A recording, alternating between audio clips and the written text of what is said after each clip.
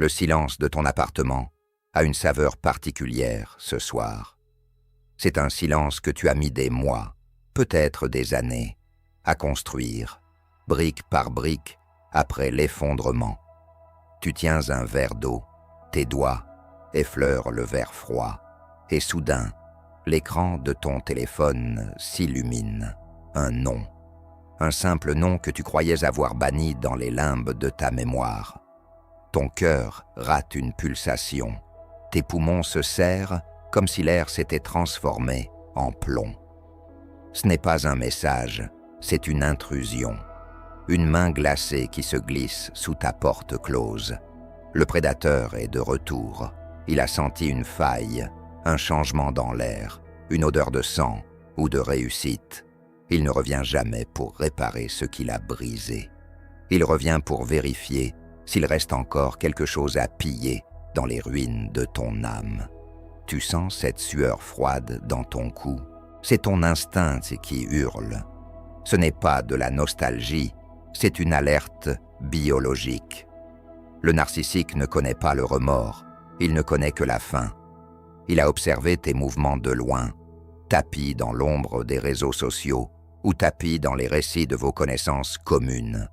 Il a attendu le moment précis où ta garde était soit trop basse, soit trop haute. Car oui, ta force l'attire autant que ta faiblesse.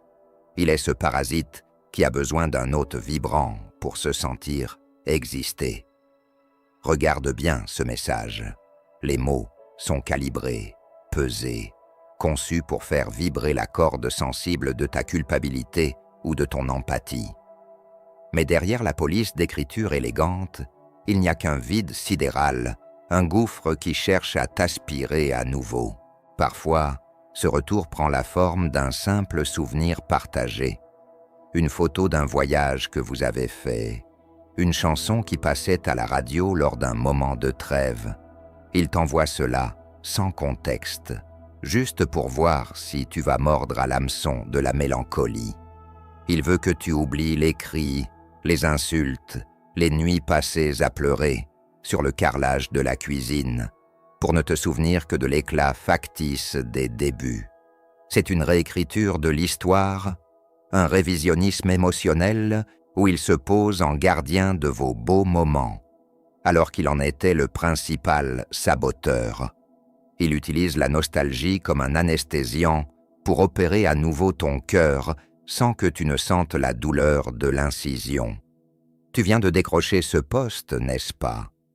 Ou peut-être as-tu enfin reçu cet héritage, ou lancé cette entreprise qui commence à porter ses fruits. L'argent a une odeur que ces êtres flairent à des kilomètres. Dès que tes finances s'équilibrent, dès que le confort s'installe, l'ombre réapparaît. Il ne vient pas pour célébrer ton succès, il vient pour s'en approprier la paternité. Il veut s'asseoir à ta table, boire ton vin, et te murmurer à l'oreille que sans ces critiques passées, tu n'aurais jamais eu la rage de réussir. C'est une manœuvre de retour d'une cruauté absolue, transformer ta victoire en une dette envers lui. Il voit tes nouveaux chiffres, ton nouveau train de vie, et il se dit que cet éclat lui appartient de droit. Il veut ton énergie matérielle pour nourrir son image de prestige. Imagine la scène. Il débarque avec un bouquet de fleurs ou une bouteille coûteuse, le regard humble, presque contrit. Il te parle de ses propres échecs, de sa solitude, pour que tu te sentes puissant, pour que tu aies envie de partager tes miettes avec lui. Mais dès que tu ouvres la porte, il commence à évaluer la valeur de tes meubles, la solidité de tes investissements. Il est un expert en émiettage affectif, te jetant quelques compliments pour obtenir l'accès à ton coffre-fort. Si tu le laisses entrer, ton succès deviendra rapidement une source de conflit, un levier qu'il utilisera pour te faire sentir que tu es devenu superficiel, que seul lui connaît ton vrai moi, celui qui était pauvre et dépendant. Il te dira « Tu as tellement changé, l'argent t'a rendu froid », tout en tendant la main pour que tu remplisses ses poches vides. La maladie est un autre portail. Tu es allongé, la fièvre brûle tes tempes, ou peut-être subis-tu le contre-coup d'un épuisement professionnel. Tu es vulnérable, tes défenses psychologiques sont en lambeaux. C'est là qu'il surgit, tel un infirmier de l'enfer. Il t'apporte une soupe, il caresse tes cheveux, et pendant un instant, tu crois au miracle de sa rédemption. Mais regarde ses yeux pendant qu'il te soigne. Il n'y a pas de compassion, il y a une satisfaction malsaine. Il aime te voir diminuer. Ta faiblesse est son trône. En te soignant, il t'enchaîne. Il crée une dette de gratitude que tu ne pourras jamais rembourser. Chaque cuillère de soupe est un clou supplémentaire dans le cercueil de ton autonomie. Il utilise cette manipulation de la réalité pour te faire croire que le monde extérieur est hostile et que seul lui est ton rempart. Pendant que tu es cloué au lit, il commence à distiller son venin. Il minimise tes douleurs, il suggère que tu exagères, tout en se plaignant de la fatigue que lui cause ton état. C'est le paradoxe du soignant narcissique. Il veut être le héros de ton agonie. Il veut que tu te sentes incapable de survivre sans sa présence toxique. Il profite de ton brouillard mental pour réécrire l'histoire de vos disputes passées. Tu n'as plus la force de contester, alors tu acquiesces, et c'est ainsi qu'il reprend le contrôle, en s'installant dans les failles de ta carcasse souffrante. Il te dira plus tard, souviens-toi de qui était là, quand tu ne pouvais même pas te lever, transformant un acte de soins basique en une hypothèque sur ton avenir. Le deuil est sa saison préférée. Lorsqu'un proche s'en va, que le vide se creuse dans ta poitrine, il arrive avec son masque de condoléances. Il sait que la perte crée un besoin de connexion, une envie de se raccrocher à ce qui est familier, même si ce familier est un bourreau. Il va pleurer plus fort que toi aux funérailles. Il va s'accaparer la douleur, te faisant passer pour le cœur de pierre, si tu ne réagis pas selon ses attentes. Il utilise le mort comme un bouclier. Comment pourrais-tu rejeter quelqu'un qui partage ta peine? C'est une stratégie de capture émotionnelle d'une efficacité redoutable. Il se sert de tes larmes pour lubrifier son retour dans ton intimité. Il ira même jusqu'à prétendre qu'il a eu une conversation secrète avec le défunt, qui lui aurait confié à quel point vous étiez faits l'un pour l'autre. Il y a aussi le retour par la fausse urgence, un pneu crevé, une fuite d'eau, un problème administratif complexe. Soudain, il devient la seule personne capable de t'aider. Il crée ou amplifie un problème pour se présenter comme la solution. C'est le syndrome du pompier pyromane. Il allume l'incendie de ton anxiété pour avoir le plaisir de l'éteindre sous tes yeux admiratifs. Si tu acceptes son aide, tu lui donnes une clé USB d'accès à ta vie privée. Il utilisera ce service rendu comme une monnaie d'échange pendant des mois. Après tout ce que j'ai fait pour toi avec ta voiture, tu pourrais au moins m'écouter, deviendra son refrain préféré dès que tu essaieras de poser une limite. Dans cette obscurité, je me tiens à tes côtés. Je parle à la première personne parce que je connais ce froid, cette sensation d'être une proie sous le regard d'un rapace. Mon intention est de bâtir ici un rempart, un cercle de conscience où la manipulation ne peut plus mordre, pour que ce message traverse les tempêtes de l'algorithme et atteigne ceux qui tremblent encore. J'ai besoin de ton souffle. Nous avançons vers le seuil des 1000 âmes, liées par cette même quête de vérité. Chaque fois que quelqu'un rejoint ce cercle, c'est une voix de plus qui refuse de se laisser dévorer par l'ombre. Ta présence ici est la pierre angulaire de ce que nous forgeons ensemble. Revenons à cette scène de ton quotidien. Tu as retrouvé l'amour, un amour calme, sain, sans montagnes russes ni cris. Tu es heureux, et c'est précisément ce bonheur qui agit comme un signal de détresse pour le narcissique. Il ne supporte pas l'idée que tu puisses être épanoui dans les bras d'un autre. Cela invalide sa croyance fondamentale, que tu es sa propriété, son extension. Il va alors tenter une manœuvre de retour par le biais de la comparaison. Il va t'envoyer des souvenirs, des photos de vos moments de bombardement affectif, pour instiller le doute dans ton esprit. Il veut que tu te demandes si ta relation actuelle n'est pas ennuyeuse en comparaison de l'intensité dramatique qu'il t'offrait. Il appelle cela de la passion, alors que ce n'était que de l'instabilité chronique. Il va tenter de saboter ce nouveau lien en créant des triangles. Il contacte ton nouveau partenaire sous un faux prétexte ou poste des messages cryptiques sur les réseaux sociaux que seul toi peux comprendre pour générer de la tension dans ton couple. Son but est de briser cette harmonie qui l'insulte. Il veut te voir pleurer à nouveau, non pas par amour pour lui, mais parce que tes larmes sont la preuve de son pouvoir persistant. Il préfère te voir détruit et seul, plutôt qu'heureux et indépendant. C'est la jalousie du vampire devant un miroir. Il ne peut pas se voir, alors il veut briser le miroir qui reflète ta lumière. Il te dira « Je suis le seul à savoir qui tu es vraiment. Cet autre ne voit que la surface, tentant de discréditer la sincérité de ton nouveau bonheur. » As-tu déjà remarqué comme il réapparaît quand tu es sur le point de prendre une décision majeure? Un déménagement, un mariage, un départ à l'étranger. Il a un sixième sens pour les tournants de vie. Il veut être le grain de sable qui enraye l'engrenage de ton futur. Il te propose une projection d'avenir fictif, te promettant tout ce qu'il t'a refusé pendant des années. Il jure qu'il a changé, qu'il a suivi une thérapie, qu'il a compris ses erreurs. Ses paroles sont douces comme du velours, mais si tu tends l'oreille, tu entendras le cliquetis des chaînes qu'il prépare. C'est un mensonge de survie. Il a besoin de ton énergie pour stabiliser sa propre structure interne qui s'effondre.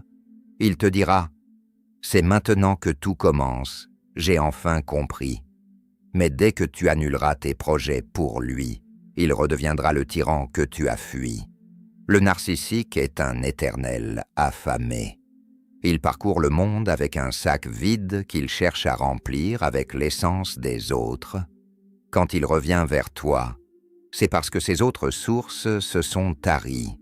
Il a été démasqué ailleurs, chassé d'un autre territoire, et il se souvient de la générosité de ton cœur, de la profondeur de ton réservoir émotionnel.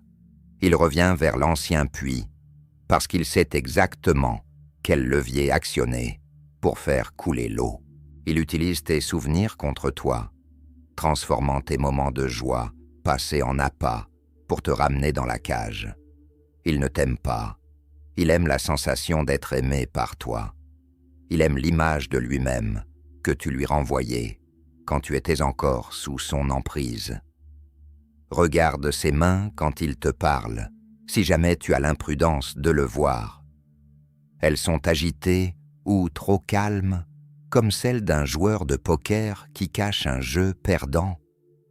Il ne te regarde pas dans les yeux pour te voir, mais pour scruter tes réactions, pour ajuster son discours en temps réel.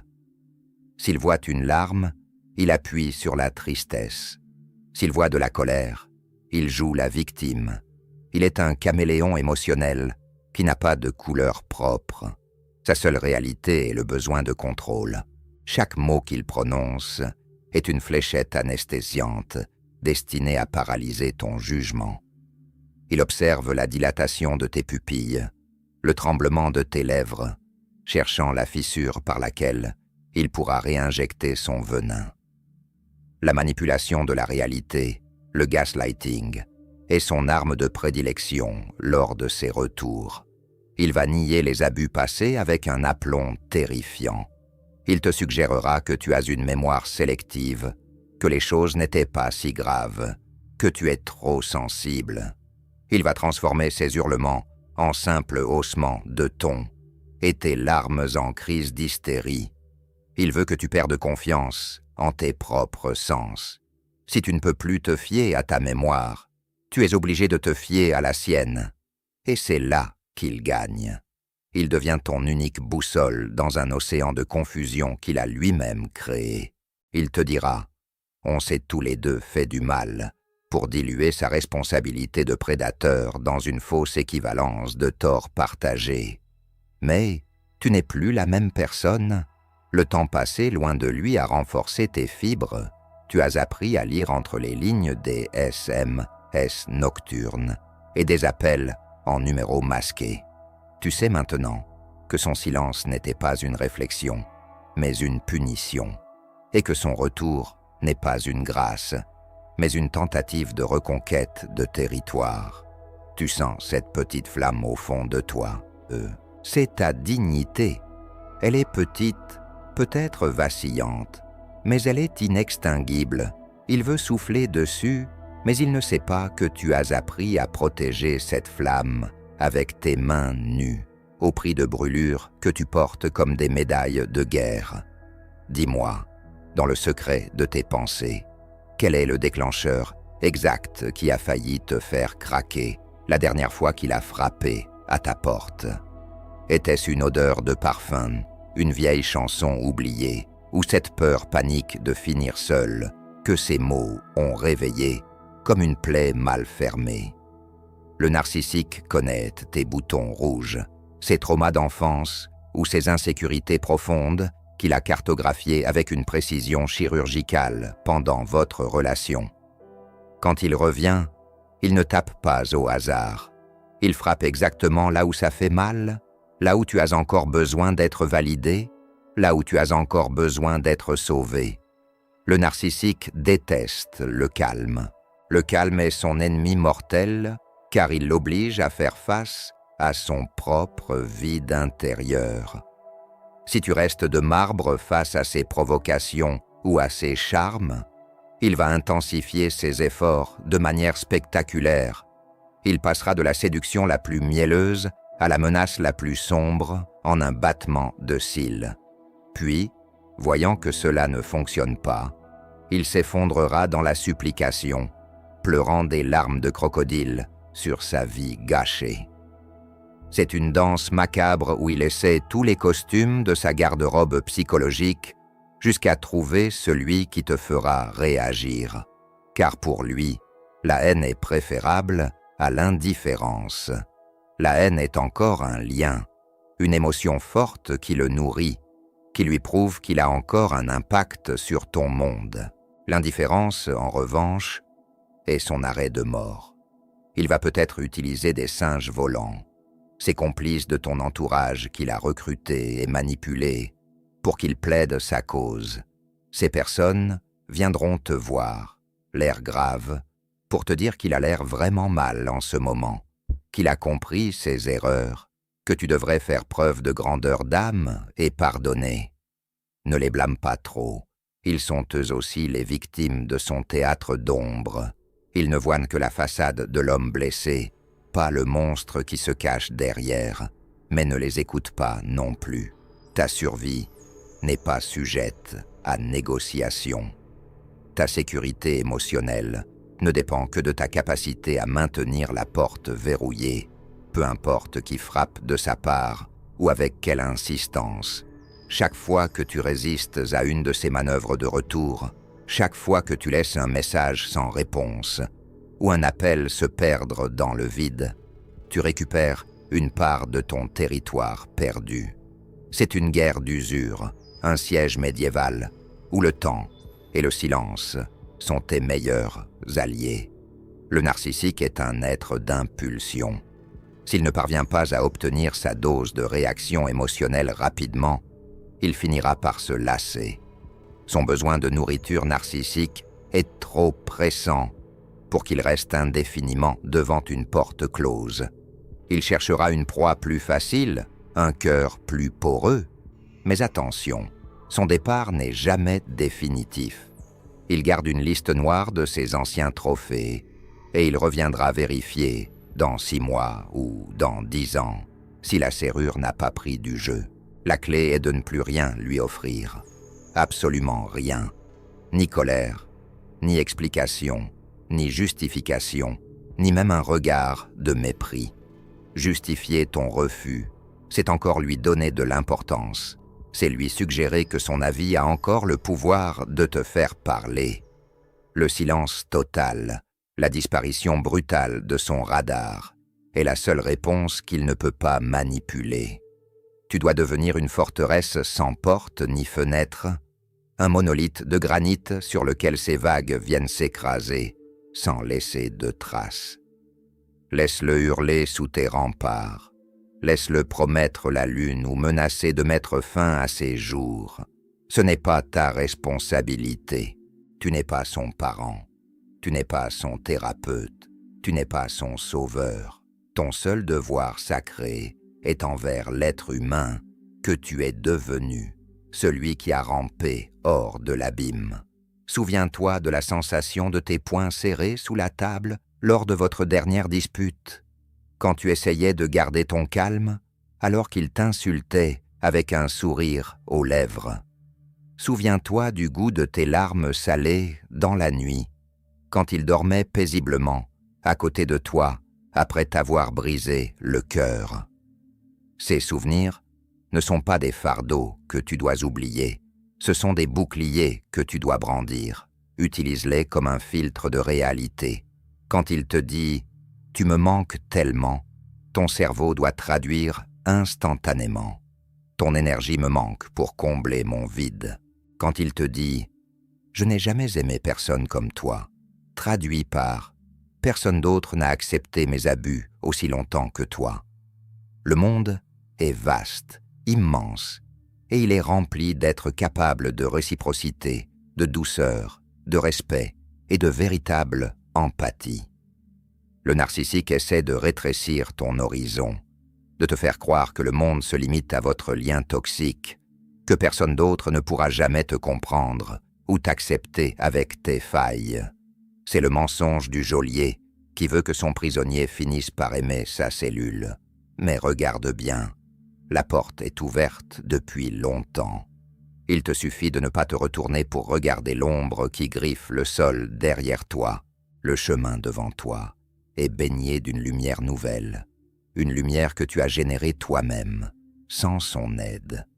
Avant de te laisser reprendre le cours de ta vie, avant que tu n'éteignes cet écran pour retourner à ton précieux silence, voici quelques ancres pour ton esprit, des piliers sur lesquels t'appuyer quand le doute reviendra frapper. Cesse toute observation invisible. C'est la règle d'or.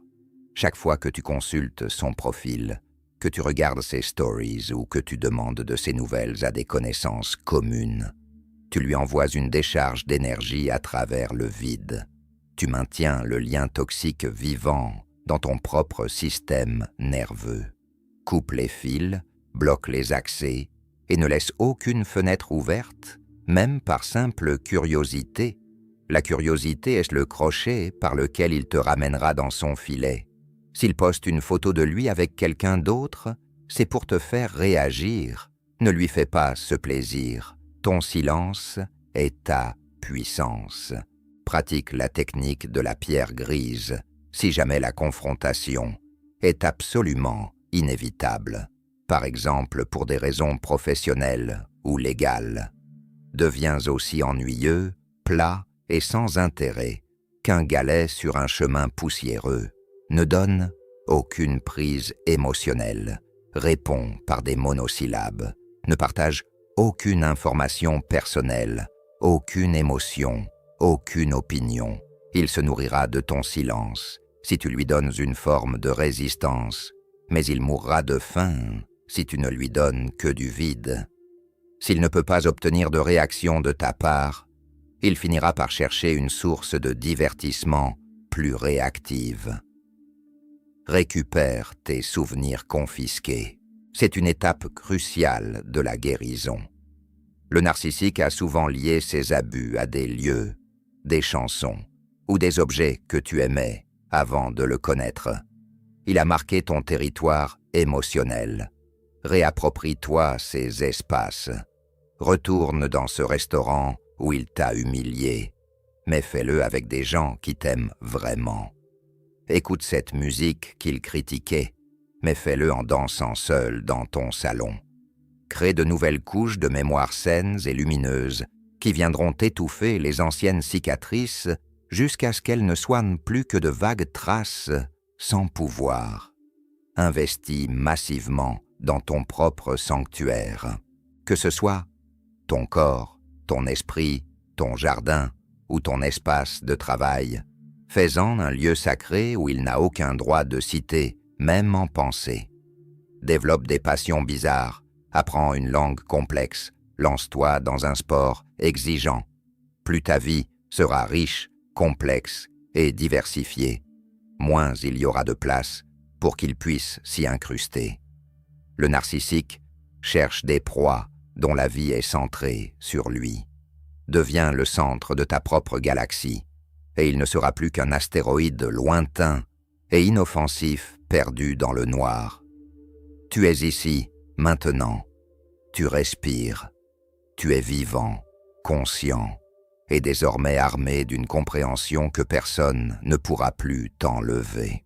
La prochaine fois que ton téléphone s'illuminera d'un message suspect, ou que tu croiseras son regard prédateur dans une foule, tu ne seras plus la proie qui tremble et qui cherche à plaire ou à s'excuser. Tu seras l'observateur lucide, celui qui voit les fils de la marionnette, celui qui décode le langage du vide et qui refuse catégoriquement de danser. Ta liberté n'est pas un cadeau qu'il t'a fait ou qu'il peut te reprendre. C'est une conquête de chaque instant, une terre que tu as libérée au prix de ton sang et que tu protèges désormais avec la férocité d'un lion. Regarde tes mains à nouveau. Elles sont stables, elles sont fortes, elles sont prêtes à construire un avenir où la manipulation n'a plus sa place. Elles sont prêtes à caresser ceux qui traitent ton âme avec la délicatesse qu'elle mérite. L'obscurité peut bien gratter à la vitre de ton appartement.